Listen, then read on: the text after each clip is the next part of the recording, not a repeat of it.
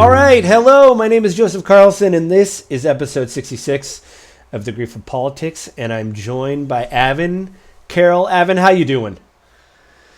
Doing all right. Yourself? Yeah, it's been an absence. I could say joined once again by Avin, Carol, because last episode you were gone, so I can actually say joined once again by Avin, Carol. This episode, I think we're going to talk about Trump being a lame duck. Because I think he's encroaching into the lame duck territory a little bit. You know, he's only got, 2 years left in office. And I'm kind of springing this on you, but after the articles I shared and everything, do you think Trump is going to try to run for a third term? Do you think he's going to go for it? Oh, that's a good question. I think he's narcissistic enough that he might do it, and he's surrounded by enough sycophants that he might do it. Or they might encourage it. And I think surrounded by enough people that are utterly corrupt that even if he wasn't all together in his head would be like salivating for the opportunity to bleed dry the country as much as possible while they line their own pockets. Yeah, I've heard a lot of theories, I guess Mark Wayne Mullen, the new head of DHS or whatever his official title is, He wouldn't answer the question when they said, are you going to send troops to polling stations? He kind of didn't answer that. So that's good. That's a good feeling, Yeah, and they still approved him because they're a bunch of sycophants. I do like the fact that Mark Wayne Mullen did admit that he's not the smartest one in the room during his confirmation hearing. He said, hey, I'm the first one to tell you I'm not this. It's like, okay, yeah, good, I guess. I don't know. Glad you're honest about that. Yeah, I'm glad you're honest about not that. Anything else, but at least that. Yeah, at least that you're not bright. That's good. I think I just wanted to start.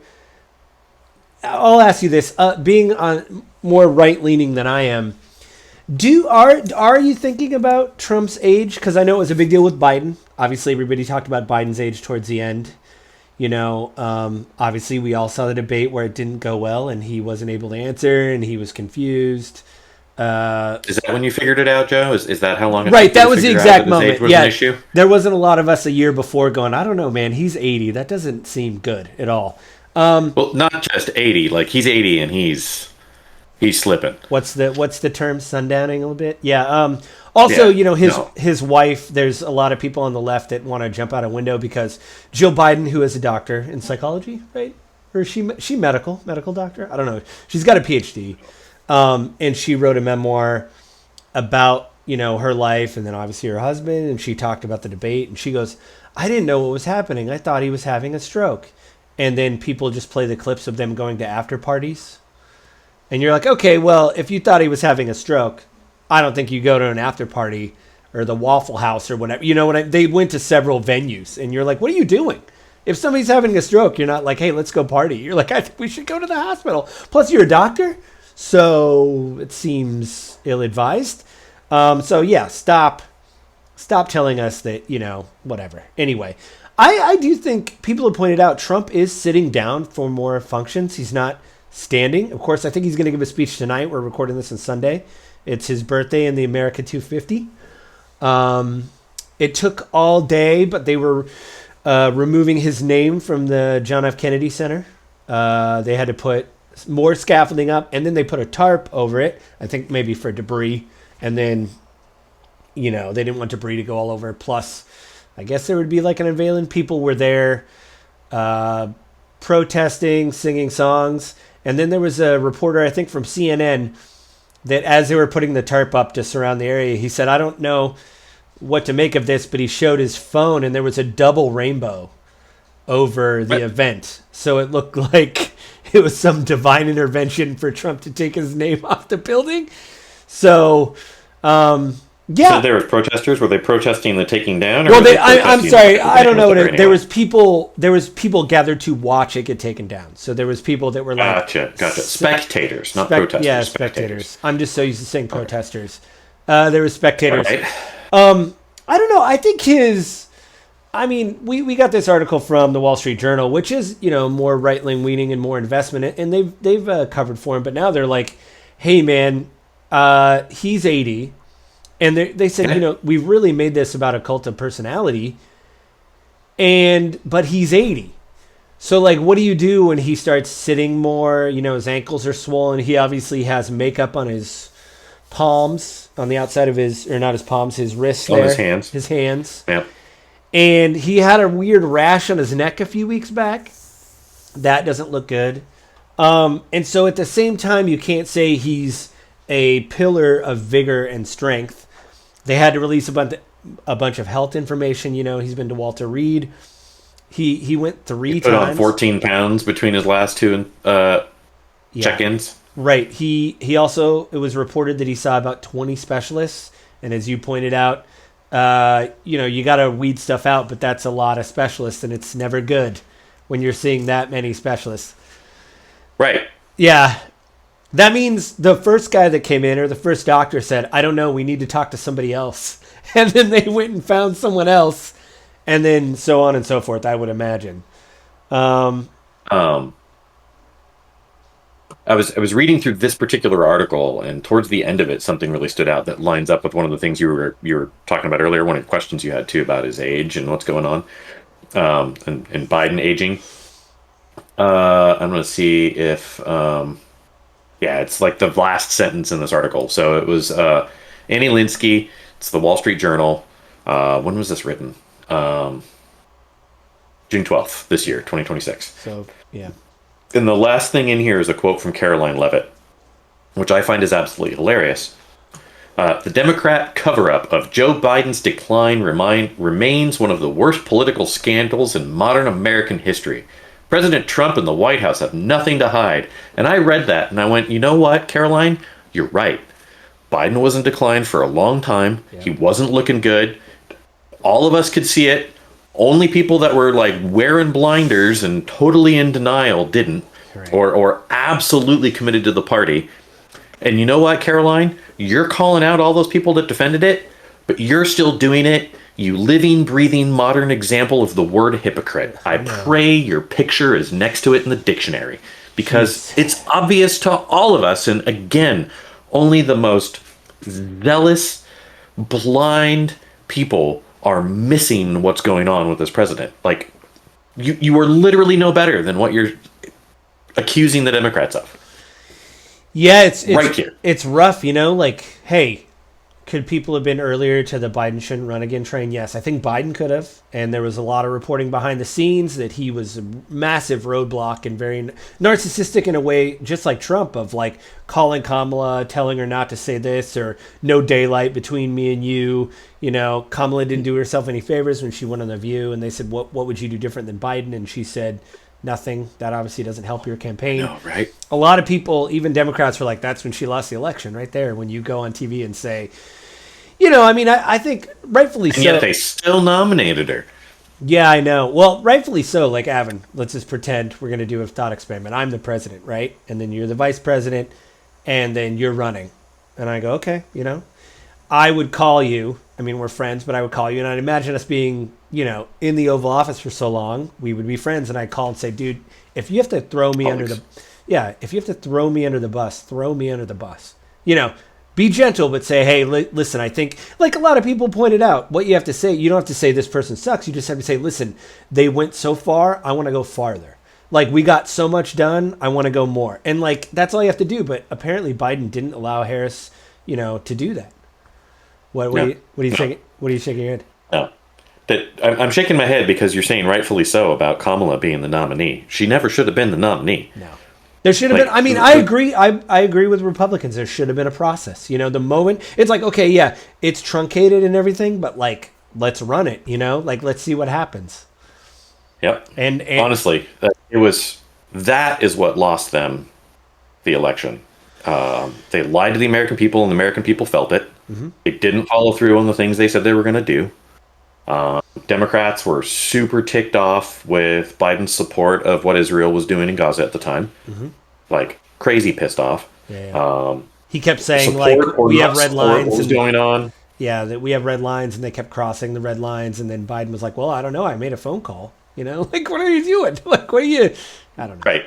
Like, it's just, as far as Democratic strategy goes, right? Like, I'm sorry, but that was the living embodiment of conservative critique of the Democratic Party. They're all a bunch of nose in the air elitists that think they know better than everybody else, and they were going to do what they wanted to do, regardless of what was actually being said on the ground level. Yeah. And the Republicans are the other way around. Now, again, they're absolute elitists who are going to do what they're going to do, but they do sell their message based off of what they're hearing from the people on the ground, the people living, average Americans. Like they have a much better pulse on what people are feeling. I'll say they were, but because Trump is such a force of personality, they're having to go out there and defend. And I think Trump's doing.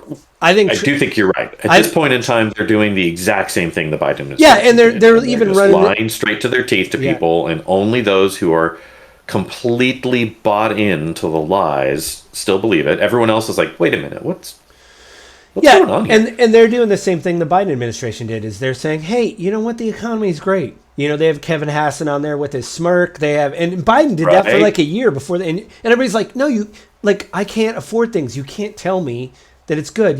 When Kevin Hassett has to get up there and say, people are dipping into their savings and credit card spending's going through the roof. So that means people are really happy about the economy. You're like, that's not how that works, Kevin Hassett. That means that people are draining their savings and having to use a credit card to pay for things because they can't afford stuff. So yeah, it's one of those things where I'm just like, you got to be kidding me.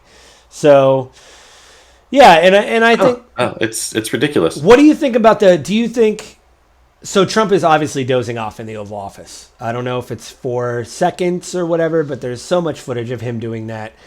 And of course, Republicans can't admit it. They keep saying he's blinking. Yeah, I don't know. Did you see there was a clip kind of circulating? He went to the Game 3 of the Knicks game. Did you see the clip of his granddaughter? So they were in the box with the owner, I think. And he dozed off, and his granddaughter, it was like Trump, the owner, his granddaughter. Trump dozed off because it's so quiet at Knicks during Game 3 of the NBA playoffs that you can be like, I can take a nap. It's so quiet here. Anyway, and boring. Like nothing exciting. Exciting is happening. It's only like the last quarter. Anyway, you could see his granddaughter reach over and like shake him, and she just has the worst look on her face, like, I can't believe like she's like, come on. Like, it's like, yeah, I mean, I don't know how I feel about the Trumps, but I guess Kai gets a point for trying, of like, what are you doing? It's Game 3 of the playoffs. Like, yeah, it's nuts. And the world is watching. Like, you can't be there and not be the center of attention. Yeah, plus, he was on the Jumbotron and he got sued. So that was it. Booed. Oh yeah. Well, he might get sued too. So the next thing I want to talk about. Oh, he's been sued. But I don't think he was sued for being on the Jumbotron, unless he was like on top of the Jumbotron. Right. Yeah. So anything else before we can move on to the next article, or about his age, or? Sorry, no, I was going to say Joe Biden's old, which is still true, but I meant to say Trump is old. Yes. Sorry. Both things are true. Apparently, I slipped there a little bit. I heard a report last night that there's some insider reporting that like he kind of confided in some people in his inner circle. He's like, I don't like any of this. He said publicly there was like a thing at there's this place in Florida called like the Acres or something, the Meadows, where it's like a retirement community. He went there and spoke, and he said something about like, I used to be the youngest guy in the room, and now I'm not. And I guess talked about it in the article we just read. Oh, really? Well, that too, but also he... Did you not read the article, Jeff? Did I read the articles this time and you didn't? I read the article. But I think he last night it was reported that the people around him, he says, I can feel the age now. He kind of like confided, like, so this whole thing about they're like, he's vigorous and whatever, and it's like the Krusty the Clown where he's like, thank you, have a good night. Like he gets off stage and just gets like, oh God, like he's so tired. And I gotta say, like we just talked about, this is an article from the New Republic. It came out a few days ago, but, again, you can't tell people, hey, everything's great, and it's not. And you go to the grocery store, people are spending more money on things, like this, like 2 working class, 3-time Trump voters shared feelings of betrayal and disappointment in their president's second term on Friday's Morning Joe. One of the Trump voters, Annette, Dobromsky is about to lose her job in an Ohio manufacturing plant because its billionaire, Trump-supporting owner, John Paulson, is outsourcing domestic jobs to China, something Trump has promised time and time again to prevent. And so... Dombrowski. Is it Dombrowski? Did I say it wrong? Dombrowski. Dombrowski. Maybe it's Browski. Dombrowski. Yeah. But, yeah, I mean, this is happening over and over again. It's just like the thing with Biden. You can't just tell people, hey, everything is going great. It's like, oh, I lost my job, and now, there's a reason his polls are slipping across the board, right? Like they're above 50% for people that voted for him. They're above 50% with Republicans, but they're down a lot in both of those groups from where they were. Right. Like with Republicans, he was over 80% for the longest time, and with people that voted for him, he was like obviously they voted for him, so he was like in the 90s. But those numbers are coming down. Yeah, now he's substantially. Now he's underwater, even in immigration and the economy. Swing voters that voted for him, like they've completely swung the other direction, like hard. It's like a 20 or 30 point shift or something like that. Like it's crazy. All the big gains he had during the election, you're like, wow, this swath of independent voters, it swung 14 points from Democrat to Republican, and they voted for him.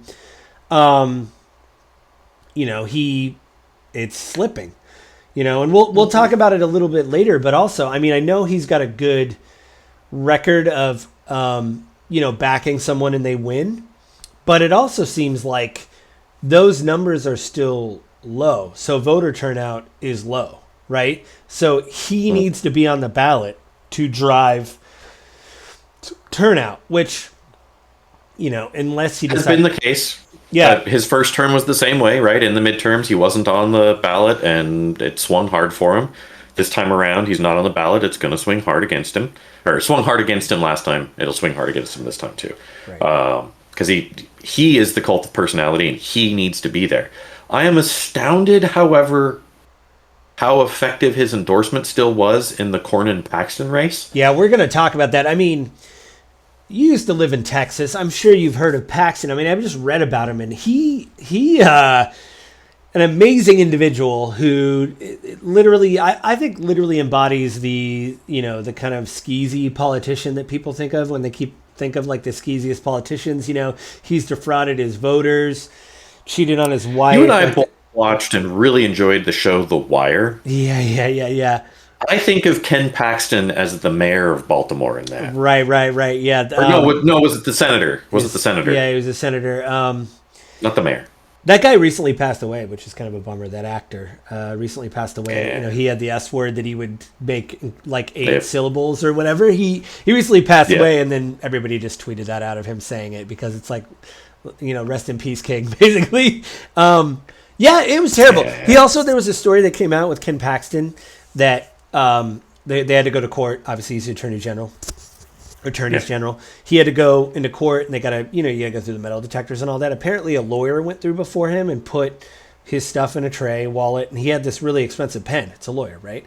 Yeah. And I guess it was like an $1,000 pen, and Paxton came through right after him and stole it. Did you hear about this? That he Paxton took the pen. It's like, how petty. It's like, You could go get $1,000 pen. You're also a lawyer. That's like, hey, that's a nice pen. Where did you get that pen? But no. He's like, I'm going to take it. I'm going to take this pen. Like, well, and not only that, right? It's a flex. It's like, hey, I'm in charge here.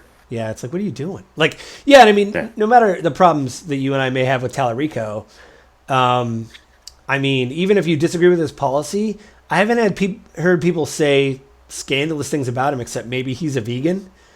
They have made up scandalous things about him that are like,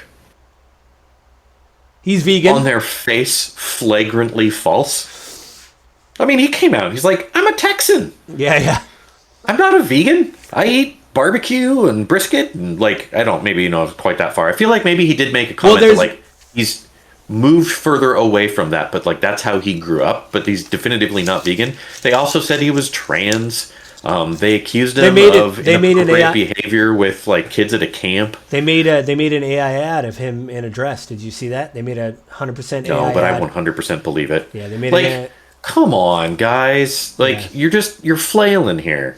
Well, plus he did say, Tallarico said, I have a girlfriend, and then obviously nobody believed him. I guess the right didn't believe him, but then he posted photos with her, and people were like, oh, I don't know, is she a vegan? It's like, I don't know, she whatever. Like it doesn't like oh good one, like good one. I guess If that's the biggest attack that you have on someone, like come on, and it just shows how petty and pathetic you are at that point. Like, okay, whatever. Like I'm not vegan. I That's fine if that's your choice. Like if you want to go that route, I enjoy eating meat, and if that offends you, I'm sorry, but like that is so bottom of barrel, like desperate to find something to attack someone with, that I have a feeling that a lot of Texas voters are going to be like, seriously, that's what you're attacking? Like you're not going after his policy. Yeah. You're making these weird, wild claims. We've got a long way to go before the election. There's going to be a lot more that comes out. I'm sure they'll find something more substantive. Right. The biggest thing that they're going to have to go for, right, is Tallarico's doing pretty good because he is a Christian and, grew up that way and studied. Now, I don't want to be controversial, but I've heard he's a false idol, Avin. I've heard he's the type of Christianity that he is pumping is weak. No. It's heresy. Sorry.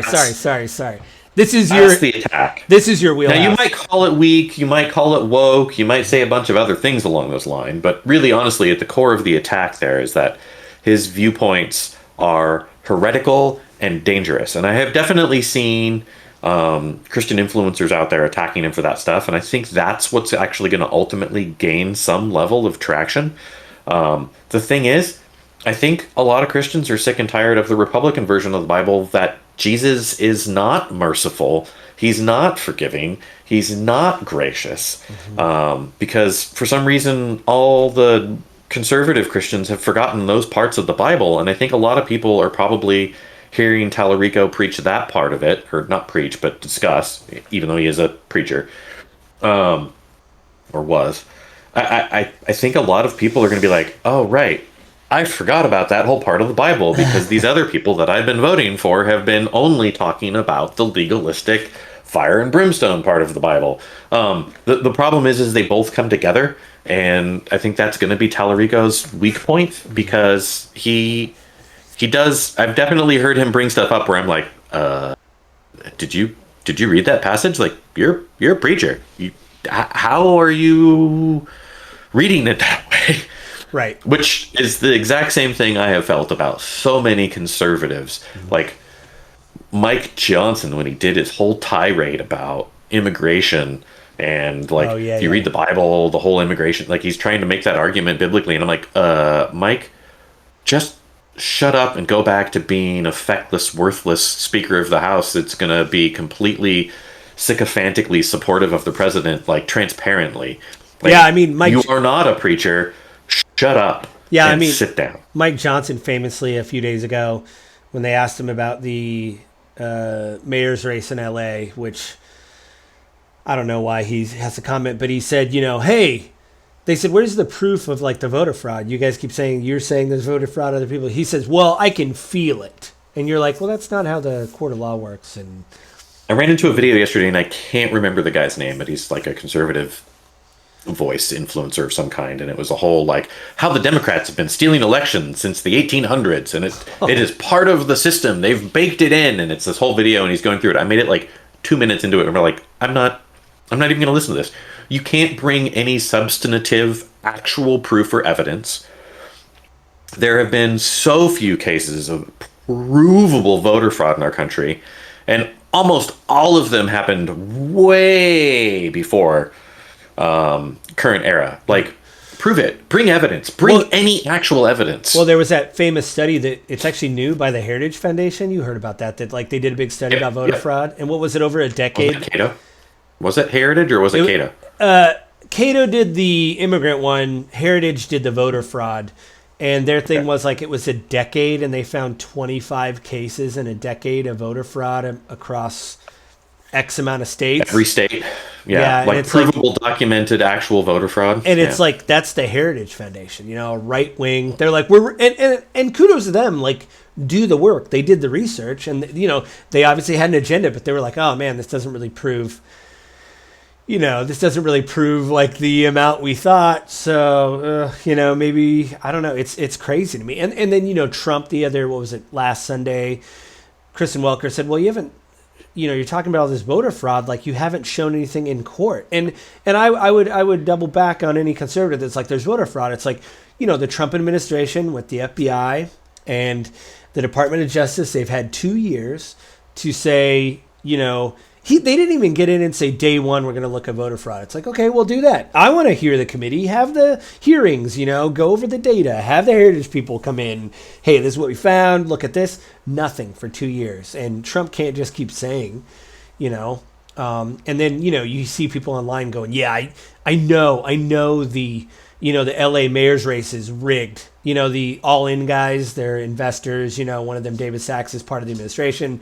Jason Calacanis, Chamath. There's a couple other guys Anyway, they were on there. There's a clip going around going, it's mathematically impossible for Spencer Pratt to lose. And I was like, oh, okay. Well, I mean, I don't know. California's... Well, okay, I don't even want to get into it. So it's... I don't know. I mean, we kind of took a big thing, but I did want to talk about the voting and stuff like that. But I think right here, like about Trump's disapproval with his voters, the most recent consumer price index has inflation at its highest rate in 3 years due to President Trump's widely unpopular, very expensive war on Iran. Even still, Trump claims that the numbers are great and that he loves inflation.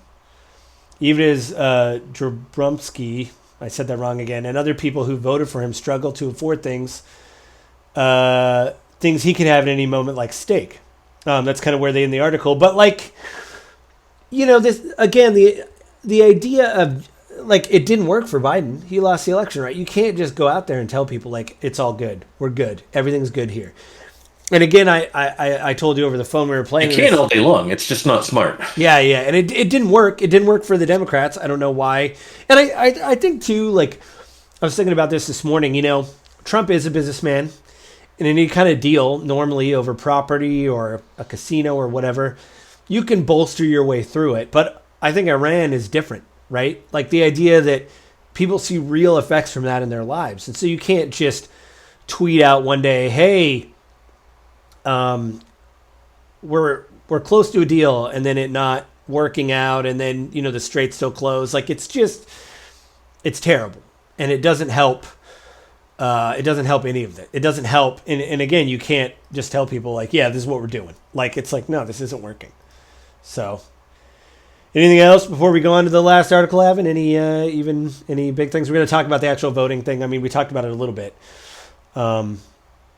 There's one. I think this is a really good point that people need to understand, right? Like people are actually beginning to recognize that Trump isn't really doing what he said he was going to do, right? Hey. We talk about Dombrowski here, Annette, but the next person they interview is a truck driver that voted for Trump 3 times, and he goes, "What did he say here?" I want to read this because I think it's important.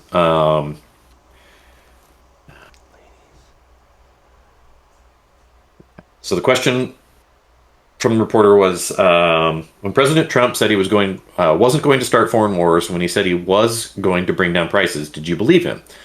The truck driver, last name Tackett, his name's Chris Tackett. He was a 3-time Trump voter. He says, yeah, I mean, his first term, I think he held true to everything that he said he was going to do. I think he fought for everything he said he was going to fight for. This time around, I haven't seen it, Tackett said. He's backtracked on every single pitch point he had during his election. All we heard was drill, drill, drill during the election. Now, all we're getting is drilled into the dirt with these prices. I voted for Trump all 3 times. To be honest with you, I'm not a big supporter of him at this point. And then he's asked, if you could talk directly to President Trump, what would you tell him? Responding with, get it together, man. The average American is struggling to make ends meet right now, and nobody wants to hear the war in Iran is almost over. Nobody wants to hear it's going to get better. You've had a year to make it better at this point. Make it better. And then Annette, when talked about it, she said, in answer response to the question, do you think he understands? A response, no, he hasn't lived it to understand it. He sees it. He has not lived it. He needs to live it. Wear the clothes, wear the shoes, wear your Walmart clothes, wear your Walmart shoes. Do your thrift store shopping. Don't eat steaks. Don't go out, get to go out to dinner. Dombrowski continued growing emotional. It's not an overnight thing, but it's been 2 years now. You said you'd bring down the grocery prices. I must be the most angry person in the grocery shop because I buy the same things every week and I see it jump every week. It's not every couple of months. It's literally every week. I think the people that Trump pitched to, the ones that were like, it has to get better and Biden's lying to our face and this guy says he's going to fix it and I trust he's going to fix it or I hope he's going to fix it. I think these are the people that he's losing. These are the people that they may not vote for a Democrat unless the Democrat actually has a really good pitch for what they're going to do because they're going to be disenfranchised. They're going to be like, these politicians don't care about us. I'm not even going to go to the polls anymore. What's the point? The billionaires have bought them all off. Yeah. Elon Musk has bought them all off. Like, my vote doesn't matter. Yeah. I'm just out here floundering. I think and she's going to lose her job because the company she works for, the one you talked about in the beginning, he's offshoring those jobs. Yeah, Trump's supporter is offshoring those jobs. I have seen a lot of Democrats really hone in on the affordability message. You know, either Tallarico talked about, you know, people, you know, billionaires make it so you can't afford this stuff. They, you know, basically saying what you said. They bought off whatever. You know, we need to make things more affordable. We need people to be able to go, you know, afford groceries. Like, everybody's talking about it. Graham Plattner in Maine is talking about it. Every Democrat is like, I'm, you know, John Ossoff, what is he? He's in Georgia, I think. He's talking about it. Like, everybody, they're just like, okay, this is what we're going to talk about, you know? Yeah, man. It's the one thing I wanted to talk about, this article from Reuters that came out June 13th by Nolan D. McCaskill, was the amount of money. Like, we already talked about Tallarico and stuff, but the fact is the Republicans are winning. You know, they put their money behind Paxton, literally. But it says right here, I just want to read this. Paxton now faces a rising star in the Democratic Party and a fundraising juggernaut in State Representative James Tallarico, whose campaign reported raising $40 million throughout March with $9.9 million on hand. Paxton, who has been indicted for felony fraud and was impeached by the Texas House, which was Republicans, by the way, raised just $7.6 million through May 6th and reported having just $2.3 million in the bank. He's denied any wrongdoing, which is weird. It would be very helpful. No, it's his job. He has to deny. And to be honest, he made it through the impeachment and wasn't convicted. Yeah. And he made it through the indictment and wasn't convicted. Yeah. Although I've read some reporting that there were some shenanigans with the impeachment, which I completely believe, right? Trump Republicans are going to take care of their own, even though they came after him. If the president or the party comes after him and is like, no, you can't do this. You gotta back off. They're going to do it. Because you know what? Republicans do really well. Democrats don't. Yeah, that actually, they cover one another. I mean, that's important, but I'm trying to see. Okay, right here. This is more the money. Trump's super PAC, MAGA Inc., is sitting on $356 million war chest, but has not yet committed any money to help Paxton. MAGA Inc. spent nearly $377 million to elect Trump in 2024 and $1.7 million this cycle to boost Republican Matt Van Epps and Clay Fuller in a special congressional election in Tennessee and Georgia. Senate Republicans' primary super PAC, the Senate Leadership Fund, intends to spend $342 million in battleground states this fall, but its strategy does not include Texas. Senate leaders' fund declined to comment. And I just got to say, I mean, it came up with Thomas Massie in Tennessee, right? The amount of money that is being funneled into these races, now Massie's out, but like the amount of spend that they're having to do, I think is indicative of Trump kind of being a lame duck. Yes, his endorsements are going through. He's putting his literally money where his mouth is behind. Paxton's getting whatever, but they're having to spend so many resources to do it. Like, I don't know. I think this is definitely the lame duck thing of like, I don't think he's, this wouldn't be this way in the first term, or maybe right in the beginning of the second term. Like they're really burning cash, and I think that is troubling when you have to literally spend so much money to do it. They're burning cash because they want to get their blind followers in office. They want to make sure that no one questions the narrative, no one pushes it. And in the case of Massey, right, he backed the whole movement to get the Epstein files released. He pushed the bill to get it done. After that, he's become far more open about questioning the president. I'm sure it was retributive, not anything else. And Galrian has made it very clear that he's going to support the president and his initiatives, which is kind of why I was surprised that he ended up winning, because the president's becoming far less popular. I would have imagined that Massey would have actually won more support. And if you look at the numbers, the voter turnout doubled in this primary versus the last. Amongst Republicans? Which is insane. Yeah. Doubled. Yeah. Actually, it might even be more than that. So, something we can talk about later, but I just sent you a link to an organization that's like looked into the numbers and looked at that particular one. This is Trump burning money to get rid of political opponents within his own party. Yeah. So it isn't. Go for it. Yeah, it is. Drain the bank accounts before it becomes actually a challenge. Yeah, and then I wonder.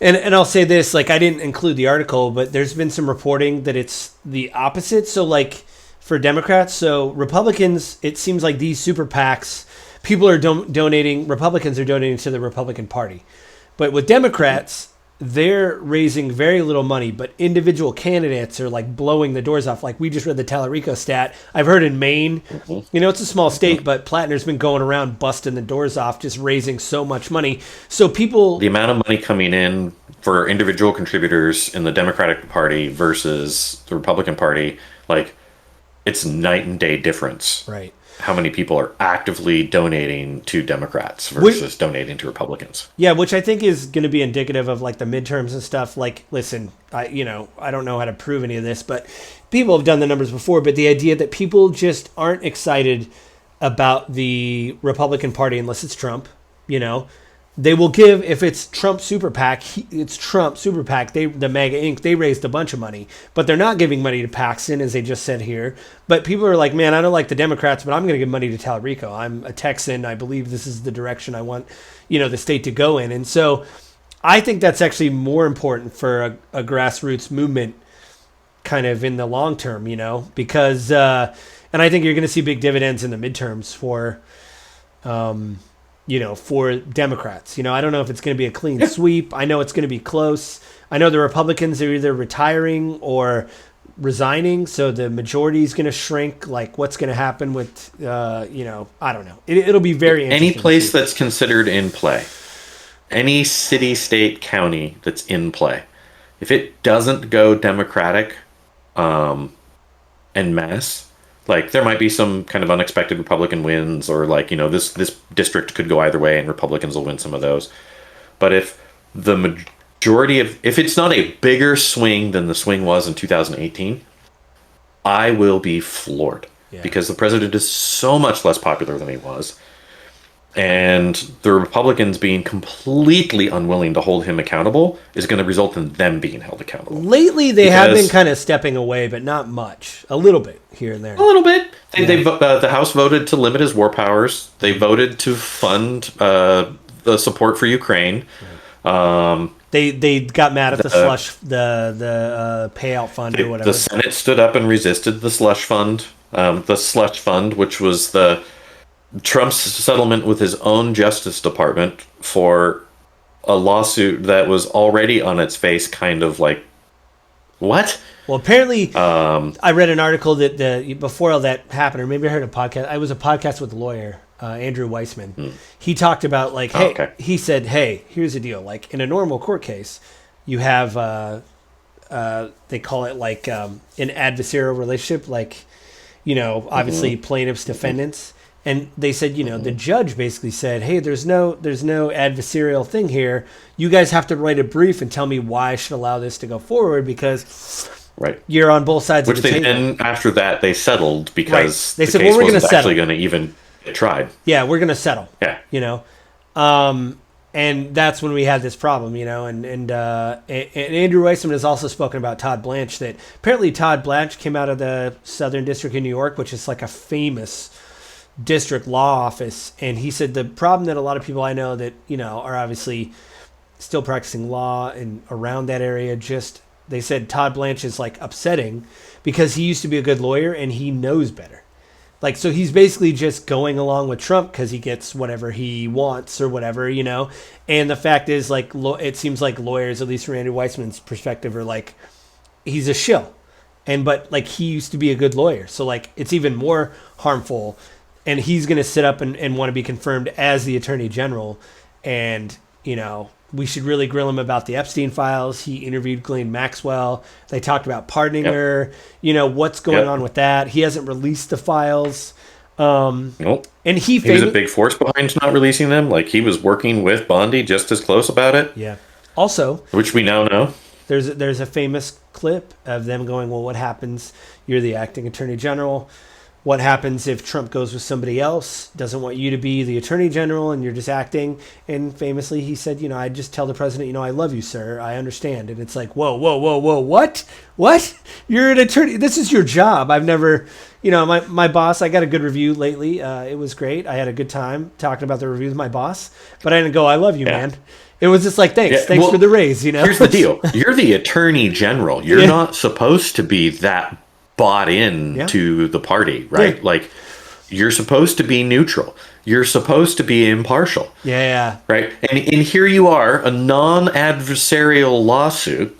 You've already said that, oh, I love you, man. Yeah. So like, you're not fighting to protect the American people's money. You're not fighting to protect the government in this particular case. You're fighting to protect the president. You're wearing it on your sleeve, right? Like, I will not be surprised if it does happen. I'm kind of surprised it already hasn't. The judge being like, no, like, there's no conflict here. There's nothing to like actually try. And then they settle it. If I were the judge, I'd step in and be like, no, that settlement is null and void. There's no lawsuit here. There's no contention here. The judge couldn't. The judge released a statement and said, I can't intervene because they dropped the lawsuit. There's no lawsuit here for me to intervene in. They just said, we settled. We dropped the lawsuit. So at that moment, the judge has to pull back and go, I can't do it. Legally, I can't. And you're just like, man, they really like, and then a lot of people have pointed out on the left, what happens if Democrats do this? What happens if climate change is a big issue? And court cases for climate change have come up in like the Montana state.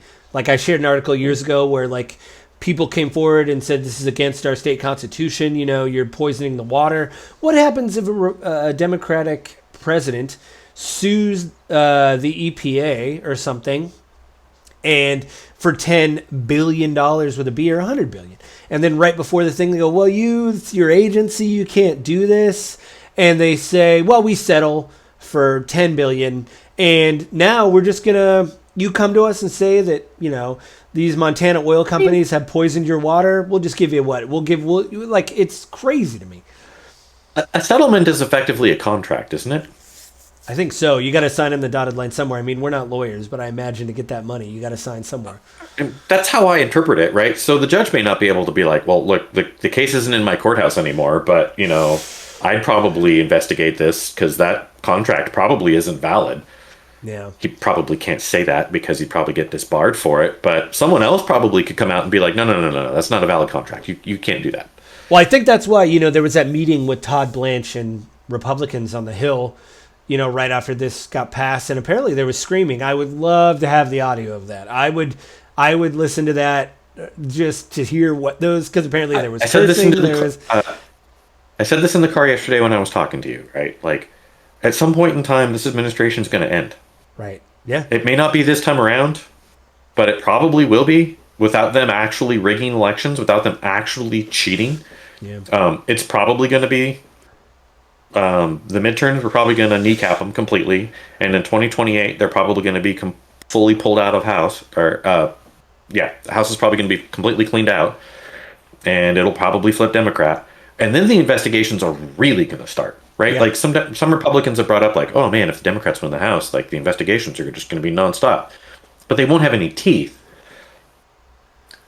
If the Democrats take the presidency, the Senate, and the House, Well, just the House and the those Senate. investigations, Yeah, they'll have. or just the House and the Senate, right? Like those, if they get enough in the Senate, Well, they have like, subpoena power. they're just going to clean house. Well, they have subpoena. And they're going to go public with everything they find. Yeah. They're going to be like, yeah, here's this treason, here's that open corruption, here's this, like all of it's going to be out in public. MAGA's going to turn on you. MAGA's going to come after those people. Like legit angry mobs that you talk about, like they're going to get angry at you instead. Yeah. So I don't get the blind support because it's not going to go forever. And maybe they're all bought into the lie. Maybe they're all believing Trump that like they're going to win. I just don't get it. I literally think that I think I told you on the phone, this is literally Die Hard with a Vengeance. You know, Simon Says was doing his stuff in the movie, and then a kid was like literally robbed a store, and the guy came out like, give me my stuff back, and he looked at, I forget, I think it was Bruce Willis, looked at him and said, there's no cops. They can just steal whatever they want, you know, because all the cops were dealing with what Simon said. And I think that's what it is. I think all of Trump's people are like, we have a timer. Either the midterms are going to start and the investigations are going to start, or Trump's going to be out of office and there's going to be committees anyway. So we need to just steal everything and take everything we can until the investigations start. And it's like, that is crazy. So right now, you know, they're quote unquote feckless or whatever. They're just like, let's just take it all. We're just going to turn on the vacuum until somebody tells us to turn it off. My personal opinion is the majority of Republicans are just afraid Trump's going to primary him. He's going to do the same thing to them that he did to Massey. I think most of them just want to stay in power. So if they just shut up and play ball, they can keep their position until Trump's out of office and then they can keep going. Right, I think a lot of them are sticking their hands in the cookie jar with the president because they've been invited to. But I think the majority of them are just, look, I'm just going to keep my head down. I'm just going to shut up. I'll answer questions when I'm asked to. I'm not going to oppose the president. And then when he's out of office, then like we can go back to business as usual again. But we'll have gotten some more of our pet project things passed, and it'll be better. I kind of feel sad, like for Republicans right now, because I mean, for various reasons, and democracy in general. But like, you know, the Democrats right now, no matter what you want to say about like Tallarico or Plattner or Ossoff, like there's kind of this coalition building of like, this is the future, right? Like Biden's out. Mm-hmm. He's literally, there was a video of him, I think in Connecticut or Rhode Island, sleeping on a beach, or I don't know where he was, somewhere. Sleeping on a beach, and I thought, good for him. Yeah, take a nap. I don't know, you're 80, you have colon cancer, like that's, okay, great. It's been done with a great. Biden's out, Kamala's out. Right. Schumer doesn't have much longer. Yeah. Pelosi doesn't have much longer. Well, Pelosi said she's retiring, right, anyway? Or she is retiring? I don't remember. If she is, good. But my point is, this is healthy, right? These people move away. Mm-hmm. You have a new... Now, you know, you and I probably aren't going to agree with their... well, whatever. Even if you don't agree with their politics, like, this is how it starts. You know, these people are going to start running and whatever. What's happening on the Republican side? Trump is such a cult of personality. You know, he's been privately asking people, should it be Rubio or should it be Vance? And every time I got to say, I know I'm biased, I'm a liberal squish, but like every time these guys get up there, you're like, dude, that ain't it. Like when you hear JD Vance give a speech and people either boo him or he lost his pages. Did you see that famous thing where he's giving a speech and he mixed his pages up and he's like, James, can you come out here and help me? Like I'm missing a page, you know, and it's like stuff like that, or they're asking him, they're doing really racist things, like asking about his wife and his kid, you know, your wife's Hindu, and you're just like, this ain't. And then Rubio, you know, all these unpopular things like Iran, and I hate to say it, but Cuba, when he's got to get up there and be like, yep, you know, the thing with Iran, like, you know, Israel was going to hit him, and so we had to hit him before Israel hit him, and now we're fighting Iran, and people were like, yeah, now gas is $7 a gallon, like, what are we doing, you know, and you know, and now Rubio's like, yeah, Cuba's a threat, you know, and you're like, what are we doing, you know, and people are just like, that's not helping. It's obviously not helping them. And then who else, what other Republican has stepped forward going, hey, this is unpopular, I'm going to steer the ship in a different, there's nobody that I can think of they're all just like, well, you know, like you said, keep your head down, shut your mouth, like privately, all these people are like, man, I really hate Trump. Don't piss him off. Yeah. And it's actually question him in public. It's actually depressing. It's depressing to be like, who's the new guard with the Republicans? Like, DeSantis. The ones that stood up to him. Because when it comes around next time around, Massey is going to have a huge following of people. Also, he's very America first. He's been very critical of Israel. Yep. I believe he hasn't been anti-Semitic. He's really saying, like, why are they dictating our foreign policy? I don't think that's anti-Semitic. He's saying, what are we doing? This is a foreign government with a foreign military. Why are we allowing them to do that? Like, he hasn't said anything about, the Jewish people or whatever. I just think that kind of stuff. And Tucker Carlson, it's a little bit crazy, but he's saying, hey, why are we doing this? Why aren't we focusing on ourselves? So I think there's going to be major problems with, building a Republican coalition. These new, like the new guard of, like, who's next? Like, I want someone to come on here, Evan, that you and I look at. We're like, I don't agree with his politics, but let me tell you about why his policies won't work. Not, oh my God, look at how much stuff the president is stealing. He's treating it like a Toys R Us gift giveaway thing that we saw when we were kids. And he's just got a shopping cart of stuff he's throwing in there on his way out. Right. It's a sweepstakes. Yeah, it's a sweepstakes. He literally won the sweepstakes. And so now he's stealing everything. And this is crazy. I do want to see that new guard. Like, even again, there's the Democrats out there. I'm like, I don't like this or like that, but you're like, oh, they're kind of building a whatever, and maybe they're more populist. And I like that. I like this, and so it's depressing. So we're about to close that evidence. Is there anything you want to mention before we go, or? So I sent you a link to an organization. It's called the Election Truth Alliance. Anyone who's listening should definitely check it out. It's electiontruthalliance.org. It's a group of independent people. Were they lawyers? Is this the thing you showed like a year ago or whatever, that it was like retired lawyers who decided to look over like the election stuff, or is this a new thing? I think there's some legal people. There's some mathematics and statistics people. What they do is just investigate elections. They look through and see, like, is there anything fishy, anything weird? They explain, like, what are the markers you look for to see if it's suspicious, if there's been suspicious activity in an election. I've got their About Us page. What it says is, who we are. We are a group of passionate volunteers who are committed to making a positive impact on our elections. In particular, we have brought together individuals with data analysis and cyber skills to identify potential manipulation or anomalies. Our aim is to ensure that the public is equipped with vital information about the security, integrity, and legitimacy of their vote. This goes both ways because, of course, if you don't trust elections, it's far easier to manipulate or undermine them. So it does help build trust. Like, no, this election was legitimate. There wasn't weird things going on. They just finished their report on Kentucky. I'm hoping that they look into California because there has been accusations of voter fraud. So I hope they look in there and break down the numbers. Did they go through Georgia? Because, Tulsi Gabbard went to Georgia, stole the things. I'll go on there. I'll go on there and look. I don't think they've done Georgia. So are they looked at 2024. They're looking at 2026. They didn't go back to 2020. Oh, okay.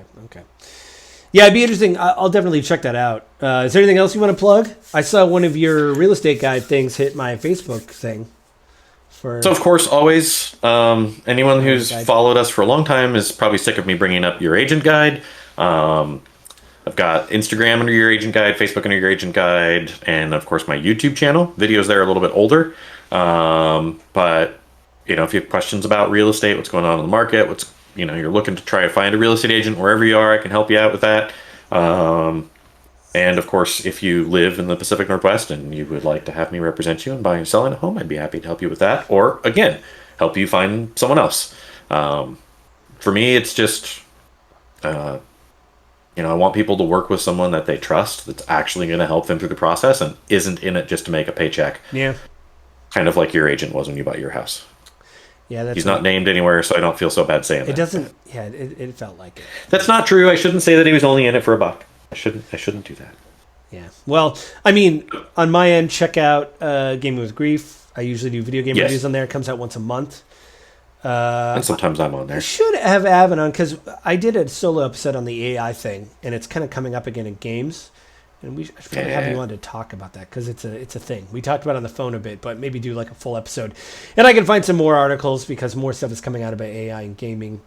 So we should probably do that. And then also, if you like tabletop role-playing games like Dungeons & Dragons, stuff like that, I've done some actual plays on the thing. The Division, which is a video game, got greenlit for a TTRPG. I posted that online. Yeah, the Kickstarter closed. They only asked for $60,000 US. They made $600,000 US and some change. The Quick Start Guide was online. I downloaded that and played it with my friends and family. It was really cool. That episode's up. Got a lot of support from the community. A lot of people in the comments reached out on the Kickstarter page and said, how do I watch this? I linked it. So yeah, we do fun stuff on here too. We don't just talk about the end of democracy. Yeah, go to Gaming with Grief. We do that. I think that's about it. Yeah. Anything else, Avin, before we take off? There's probably all kinds of stuff I could say because both of us were pretty good at just rambling on. But no, nothing else to bring up right now. Goodbye. Enjoy your 4th of July. Yeah. Be safe. Yeah. Don't hold fireworks in your hands and light them. Keep all your fingers and toes. And we'll talk to you in a month. Yeah. See everybody later. Bye.